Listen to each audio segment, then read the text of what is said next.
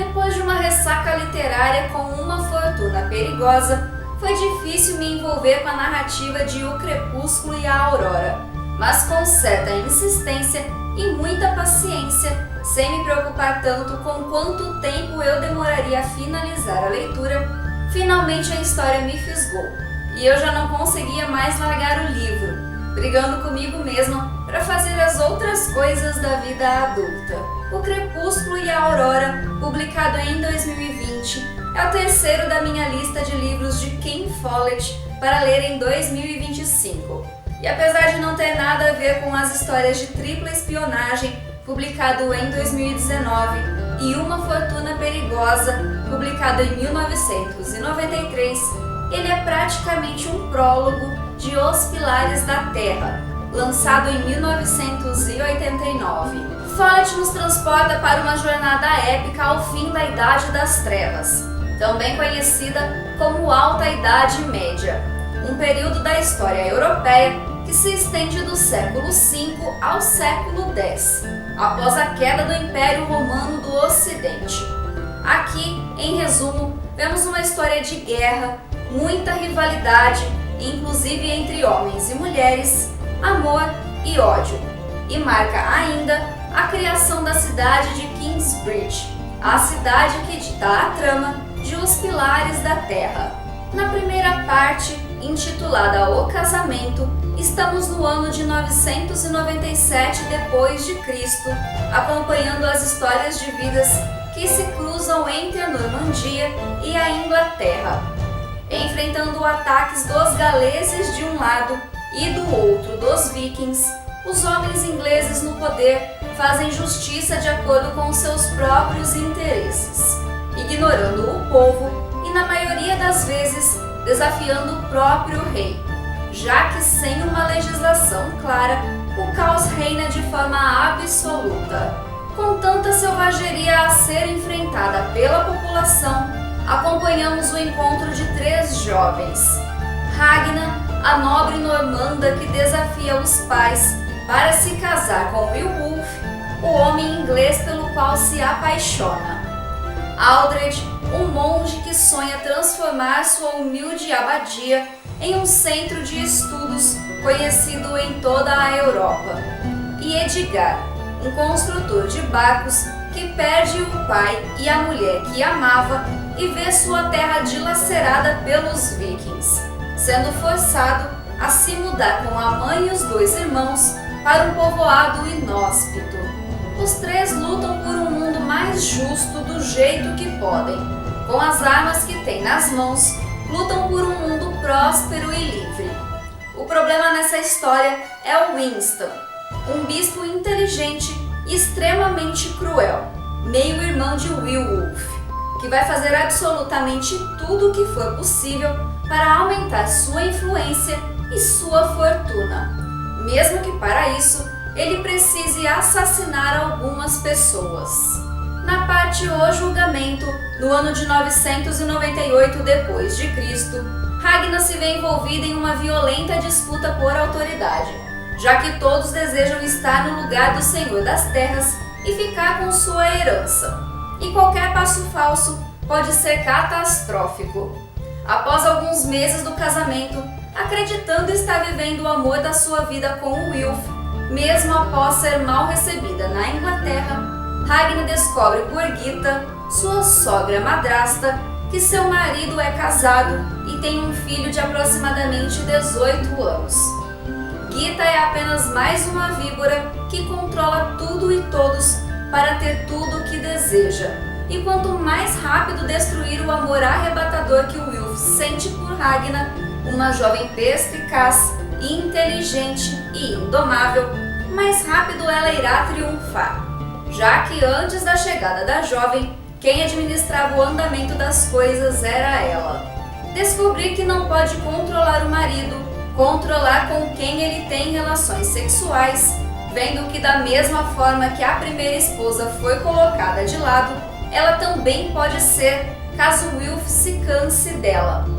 Ragnar usa sua astúcia e seu jeito doce para não perder o interesse do marido, tentando ditar algumas regras justas de forma delicada, em benefício dos mais indefesos e do seu próprio, e na intenção de mostrar a ele as cobras que tem na família, sem ele perceber que ela é que está mandando Wilf tomar as decisões.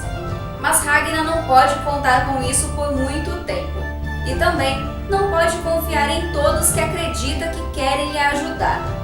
Além da sogra madrasta e do cunhado bispo, tem o Wiggelm, o outro meio-irmão de Wilf, sem um pingo de inteligência, mas com muita sede de sangue. Na terceira parte, O Assassinato, passada nos anos de 1001 a 1003 d.C., o que já era injusto começa a piorar, e minha revolta lendo esse livro foi enorme. A frieza com que os meio-irmãos, Winston e Wiggelm, e a madrasta Gita, planejam o assassinato de Wilf para tirar ele do poder e destruir Ragnar após o nascimento dos 3 filhos homens do casal é grotesca. Desde que chegou à Inglaterra, o que Ragnar mais sofreu foi injustiça, vinda de todos os lados, mas principalmente dos homens que se achavam no poder, ou que achavam que tinham direito a ele, ditando regras para seu próprio benefício, indo totalmente contra as ordens do rei. A família de Wilf foi uma delas.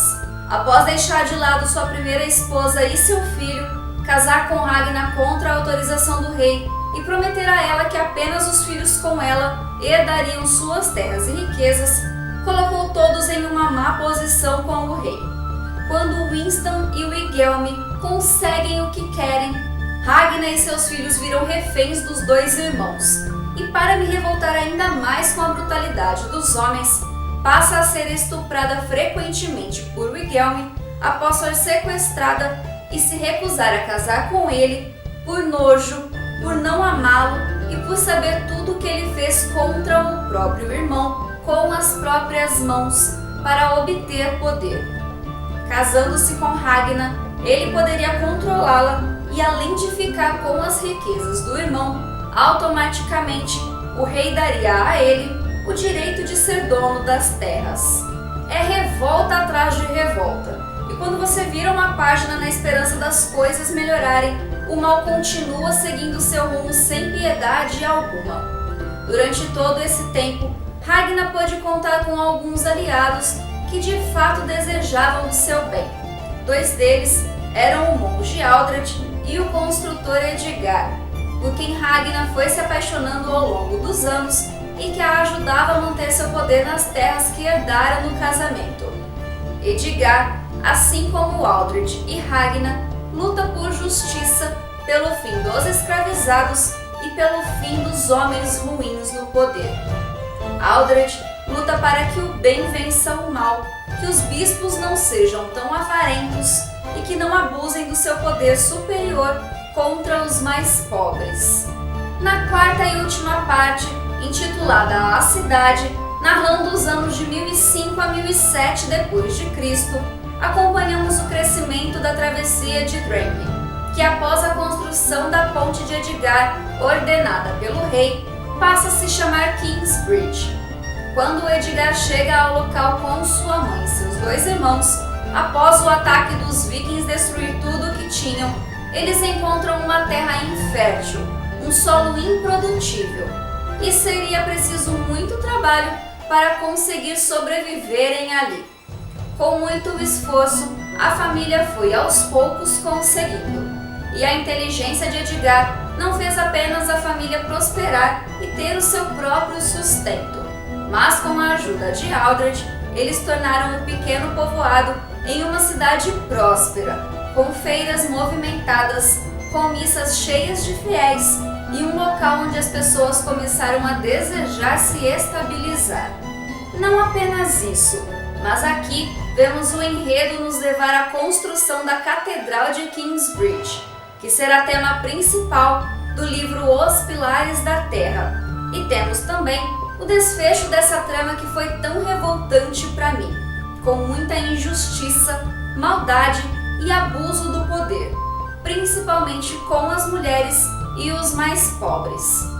Follett, como em todas as outras obras que já li, realiza uma pesquisa histórica detalhada para compor seus enredos e personagens, e é impossível não ser fisgado pela sua narrativa, que te prende do início ao fim.